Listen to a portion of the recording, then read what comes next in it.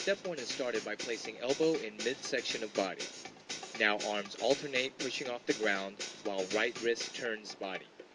Notice how right hand turns to the right.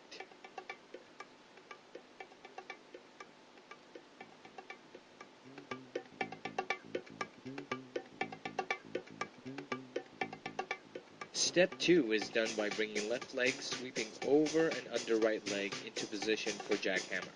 That way you get your motion started in a circular movement.